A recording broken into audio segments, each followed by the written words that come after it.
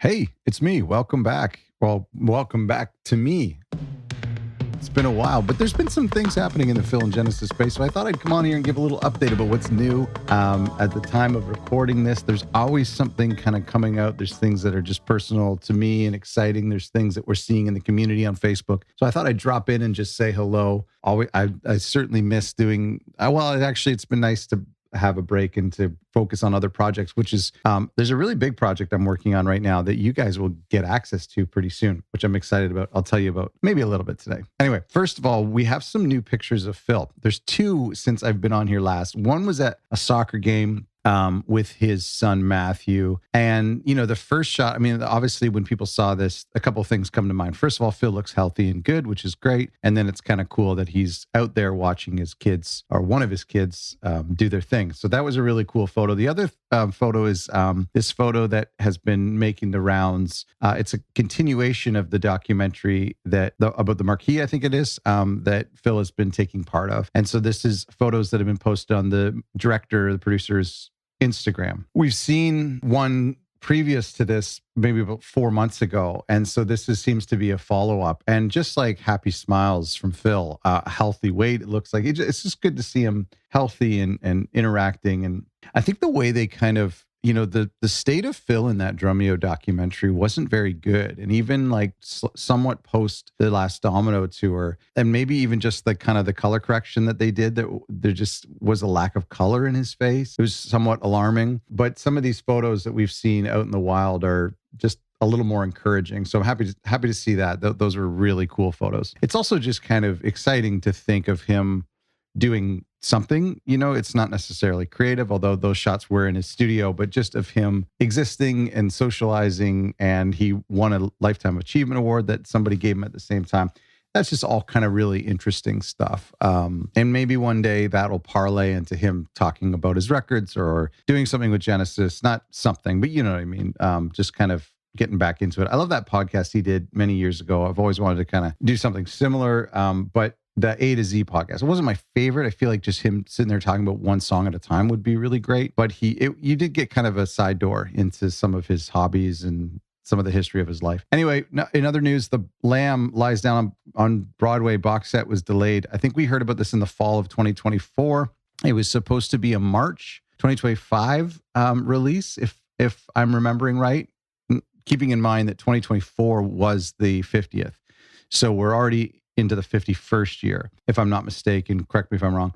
And then it was pushed till June. At some point around February, March, it was pushed to June. Remember, there's also a digital version, which has been like seemingly uploaded to streaming platforms because we're getting the track listing and the singles. So there's something happening at the manufacturing level or at the potentially at the Atmos level or at the Blu-ray level. If they're doing that, there's some sort of delay. I don't think it's in the audio because I think that's been uploaded because we've already gotten a couple singles on digital. So I have a feeling that this is maybe something related to the book. It could be getting clearances for photographs or finalizing the details, getting that edited. Manufacturing vinyl is not really that difficult anymore. I mean, the lead time, especially if you have money, the lead time is like 3 to 4 months. Now, I know this is a pretty elaborate box set, so maybe they're ordering the boxes from China. Maybe the tariffs got in the way a little bit. Maybe they had to kind of reshuffle where they're coming from in order to meet that pre-order price. So it's possible that like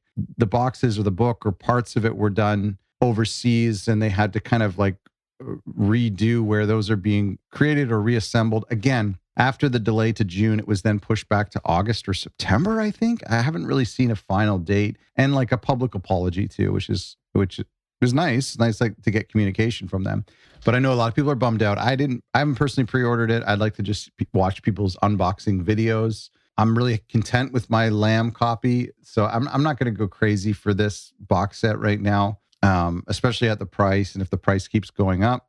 But yeah, I'm not really sure what could be holding it back. I feel like it's not the audio because the way it keeps getting pushed. I mean, if they had planned for March and then they had to push it for June, I mean, it's possible that it's the audio, but I don't know. I don't feel like that would be it. I feel like it would be a component or assembly or something. I don't know. Honestly, it could be the audio though. Anyway, something is pushing it back, and It's a mystery. Also, it makes me think too. Remember this time last year, we got the announcement for the Both Sides box set, which was a Phil Collins box set that came out in approximately September-ish. And I really like that box set. I listened to it quite a lot. It has some cool features, and it's just a beautiful looking box. I've said all along, I really think that a No Jacket Required one would make a lot of sense this year. So I'm hopeful that we'll get some sort of announcement if they kind of keep that tradition or that template going. Speaking of which, let's throw up a picture here of this very cool version of Three Sides Live. This is a live broadcast, FM broadcast, and it is from the We Can't Dance era. And this is really cool. It comes in a yellow version, comes in a black version, it looks a lot like the original Three Sides Live, which I don't have a copy up here.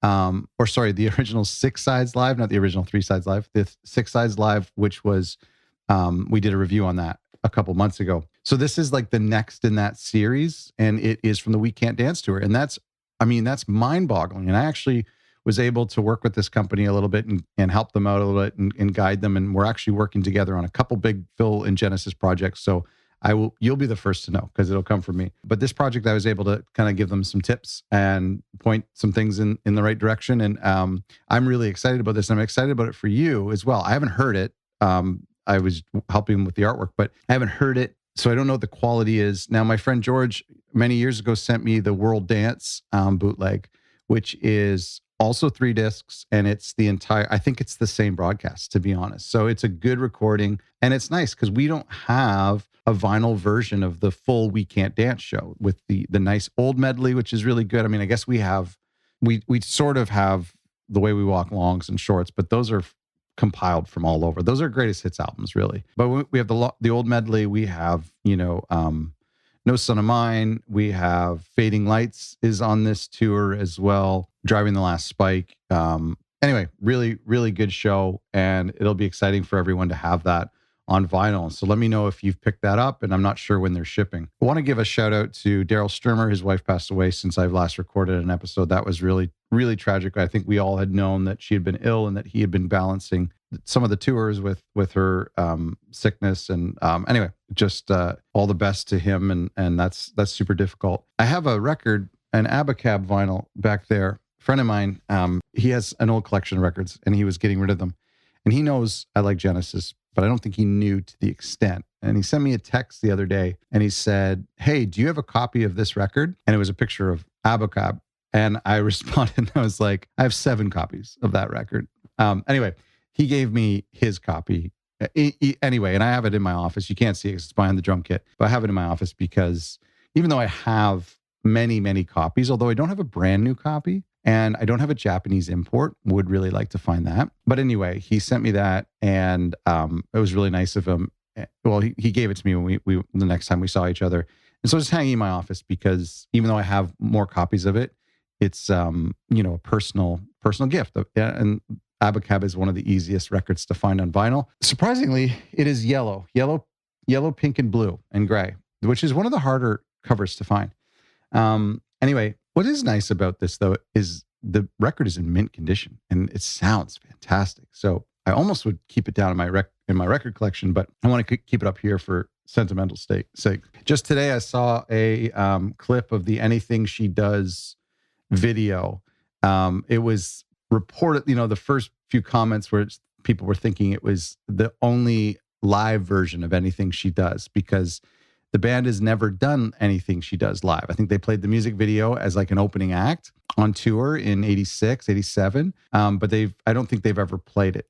Nobody really has any audio or footage of them playing it. And so somebody released this. It was very clearly a TV show. And there were some weird things. First of all, it was clearly overdubbed. There were some things that could have been real, perhaps the vocals, maybe some of Tony's stuff is real. There's actually a bum note in one of the trumpet things. So that kind of makes me think, oh, maybe that part's real. Some of the drums didn't really line up very well. I would say overall, I just, even the way that Mike is dancing around, it's like, I don't think he could dance that much if he's playing what he's supposed to be playing.